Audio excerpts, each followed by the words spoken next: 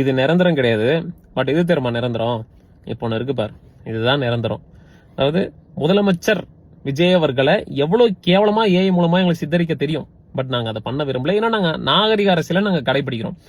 தமிழக வெற்றி கழகத்தில் இருக்கக்கூடிய இந்த ரூட், இந்த ஐடி விங்ல இருக்கக்கூடியவங்க மேலதான் எனக்கு வந்துட்டு பகிரங்கமான ஒரு கோவம். பட் வருத்தம் என்னன்னா, விஜயன் அவர்கள் வந்துட்டு இப்ப வரைக்கும் அவருடைய கட்சிக்காரங்களை அரசியல் படுத்தாம, அரசியல் சொல்லி கொடுக்காம இருக்காரு பாத்தீங்களா? அதுதான் எனக்கு வந்து முதலமைச்சர் மேல எனக்கு அவ்வளவு பெரிய வருத்தம் இருக்கு.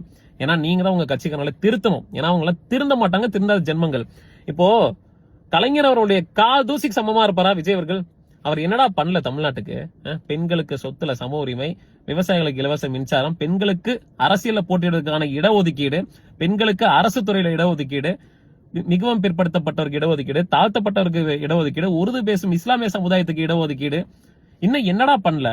எல்லாத்தையும் பண்ணிருக்காரா தமிழ்நாட்டுல? நீங்க எந்த திட்டங்களை நீங்க ஏதாவது போய் இம்ப்ளிமெண்ட் பண்ணணும்னு நினைச்சாலும் அதுக்கான விதை போட்டவர் கலைஞர் அவர்கள் தான். அதை நீங்க ஞாபகம் வச்சுக்கோங்க. அப்பேற்பட்ட கலைஞர் அவருடைய செருப்பு போடுறாருல, கலைஞர் அவர்கள் கால்ல இருக்கிற செருப்பு, அந்த செருப்புல இருக்கக்கூடிய ஒரு தூசிக்கு சமமானவர் தான்டா முதலமைச்சர் விஜயன் அவர்கள். பொம்மை முதலமைச்சர் விஜயன் அவர்கள். அவரை கொண்டு போய் நீங்க இந்த மாதிரி ஒரு ஏஐ போட்டோ மூலமா நீங்க சித்தரிக்கிறீங்க. ஏய், ஒட்டுமொத்த திமுக கார ஒன்னா சேர்ந்து களத்துல இறங்கி வந்து நின்றான் வச்சுக்கோங்க, நடக்கிறதே வேற. இதோட நிப்பாட்டிக்கோங்க, இதோட நிப்பாட்டிக்கோங்க. தமிழக வெற்றி கழகத்தில் இருக்கக்கூடிய ஐடி விங்ல இருக்கக்கூடிய நான் சொல்றேன், இதோட நிப்பாட்டிக்கோங்க. எங்களுடைய பொறுமைக்கு எல்லாத்துக்கும் ஒரு எல்லை உண்டு.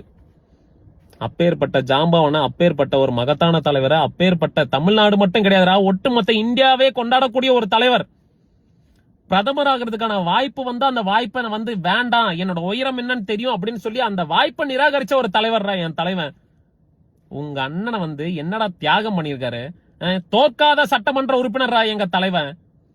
5 முறை முதலமைச்சரா இருக்காரா என் தலைவன். 2 வருஷத்துக்கு முன்னாடி கட்சி ஆரம்பிச்சு ஒரு வாட்டி முதலமைச்சரா இருக்காரு. நீங்க வந்து என் தலைவனோட கம்பேர் பண்றது கூட தகுதி இல்லாத ஒரு தலைவர்டா உங்க தலைவன். இதோட நிப்பாட்டிக்கோங்க. இறங்கி களத்துல வந்துன்னு வச்சுங்க, வில் ஃபேஸ் த கான்சிக்வன்சஸ். ரொம்ப சிவியரா இருக்கும்டா தம்பிகளா.